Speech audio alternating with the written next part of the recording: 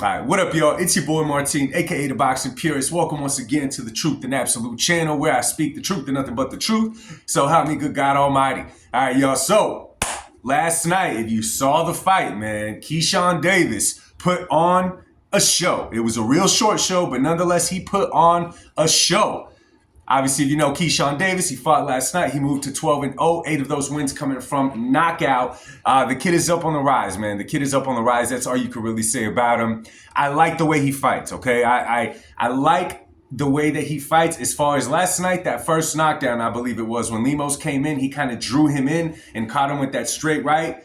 That is one of my favorite things that a boxer could pull out in the inside of that ring. I love when you could draw the opponent to come at you, throw a punch in, and you go over and you counter him and you catch him clean. That's not easy to do in the sport of boxing. It's not easy to do in a video game, much less inside the ring. So obviously with a performance like that, with the talking that happened before the fight, with the talking that happened after, obviously, man, the fans expect a collision clash between Keyshawn Davis and Tank Davis. Let me remind everyone that says that last night Keyshawn Davis fought a cab driver, a truck driver, whatever you want to call him. Lemos was ranked number 3 by the WBC, if I'm not mistaken, and his record coming into this was 29-1. Obviously, now he has 2 defeats, but it's not like Keyshawn Davis was fighting some kind of punk.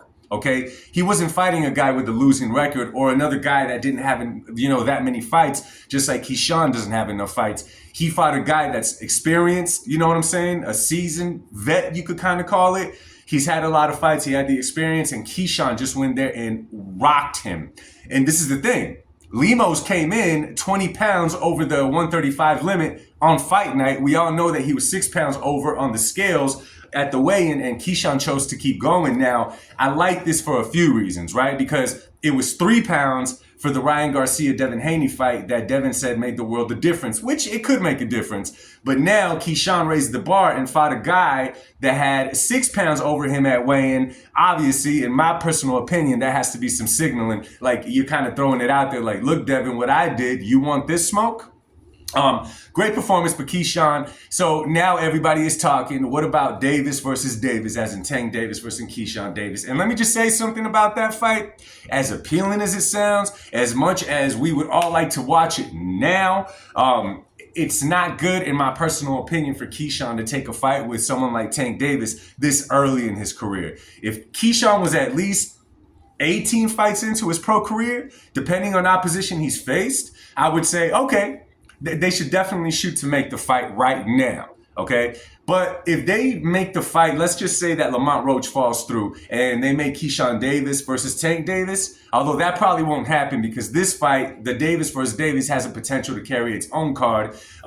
Tank Davis with Benavidez, you don't necessarily need a Keyshawn in order to make that. You got 2 A-side headliners. So it's exciting. It's all of that. But Keyshawn doesn't have the experience quite yet to compete with Tank at his level. Let's not forget the way that Tank fights. And I know I'm criticized a lot, or I criticize Tank's career a whole lot for his level of opposition, that he doesn't fight enough, this and that. But nonetheless, I understand what Tank could bring to the table, or what he does bring to the table. And I understand that he has the experience because he's had so many more pro fights than Keyshawn Davis, right? But, Tank Davis is kind of a seek and destroy, which kind of plays into Keyshawn's strength because he likes you coming at him. He likes to counter you. He likes you walking into stuff. And that's all good. And I think that style works against Tank Davis really well when he's more experienced enough and he's seen different fighters, a lot more different fighters than just the 12 that he's faced so far. Not calling all of them punks, but we're talking about a prospect level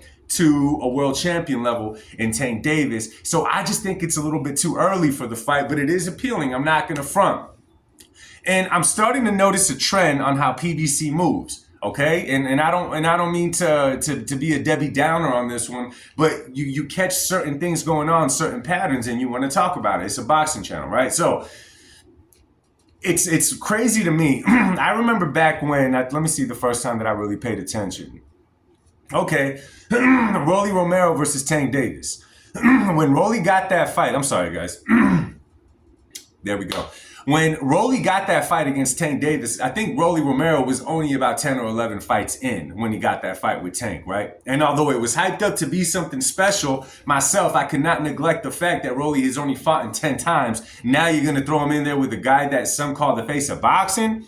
It just didn't make sense to me, right? But at the same time, moving in a business sense, it made sense because you blow up the guy that's not experienced in the ring, right? Where we're going to put out sparring videos of him and Ryan so people think he has a chance, which he had a puncher's chance and he did pretty decent against Tank up until he got knocked out. And you throw him with there, and what does that do? You throw the guy that you haven't invested too much in, that's Rolly at that time. You got Tank, who you have invested in. You blow this guy's name up, you put him in the ring, and all that star power now goes directly to Tank Davis off a fight that wasn't a high-risk fight.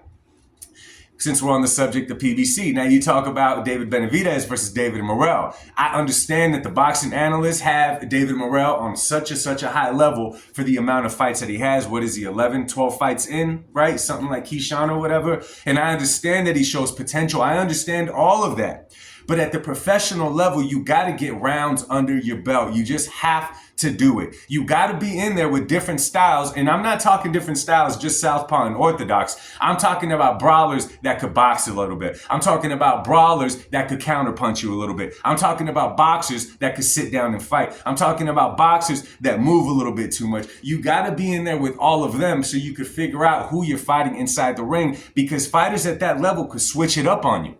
And if you're a one-dimensional fighter because you've only been fighting one way in the beginning of your career, 10, 11 fights, that's all you know inside the ring, okay? That A side, if he's more experienced than you, is going to use that to his advantage, as he should, okay? You could even talk about Canelo Alvarez versus Floyd Mayweather. Now, I understand, at that time, Canelo was already so many fights in, over 40 if I'm not mistaken, but even all those 40 fights, while they gave Canelo experience inside the ring a little bit, it wasn't at that elite level like a Floyd Mayweather, although no one can mimic how Floyd fights, right? Floyd's in a level of his own. But nonetheless, we saw that it was a lack of experience, why it was a one-sided shutdown. Of course, Floyd is the man inside the ring. And even though Canelo had the potential at 22, 23 years of age, he wasn't quite seasoned yet. He was still too green, and you saw how it played out, right? So this would just be the same thing. It's almost like a sacrificial lamb, you know, in order for the big dog to eat so the big dog could grow. So that's all I think what would happen right now if Keyshawn Davis fought Tank. I know the lead up to the fight would be great. I know that we would elevate both fighters to a level inside our minds that we have not seen, right? I understand all of that. But at the end of the day, it's just way too early for Keyshawn. It's unfair for Keyshawn at this point. Now, I understand that Tank is 30 years old now, right? Father time could come at any moment. But Tank has not been in so many wars inside that ring, and he's not the most active fighter. So I got to say that physically, he's still pretty healthy. He does tend to balloon up in weight sometimes in between fights. We have seen that off Tank Davis, but even then, it's been a while. So I would say this fight is a great fight to happen maybe 2 years from now. 2 years from now, Tank is probably going to have fought in twice more, if that. Keyshawn in 2 years will probably have at least 4 or 5 more fights under his belt in which he would be way more experienced. And in my personal opinion, he'd be in a better position to fight Tank. Right now, it's just still a little bit too early. But in other news, and I'm sure you guys heard it as well, Ryan Garcia and Tank Davis are both talking about that the rematch is going to happen between them, okay? So this is kind of weird, though, because for a while we were hearing Ryan Devin Haney, right?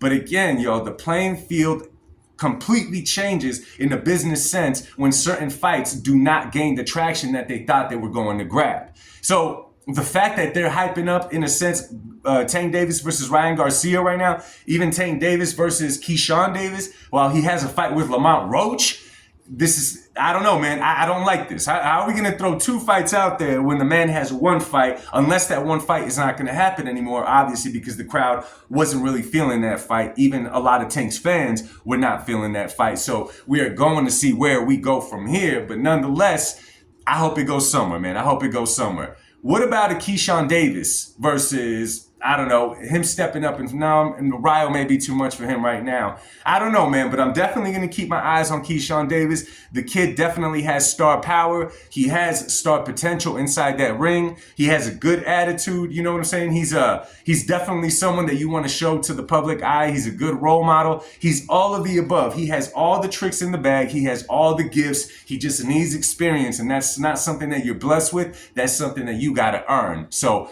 big ups to Keyshawn Davis on his win last night. He looked spectacular, and I wish him nothing but the best for his career, y'all. So anyway, let me know what you guys thought about his performance. Do any of you guys really think that he's ready at this point to step in the ring with a fighter like Tank Davis? Let me know in the comment section down below. I love engaging with you guys there. Much love to you guys. Enjoy your Saturday, and God bless. Make sure to catch the fight later. Peace.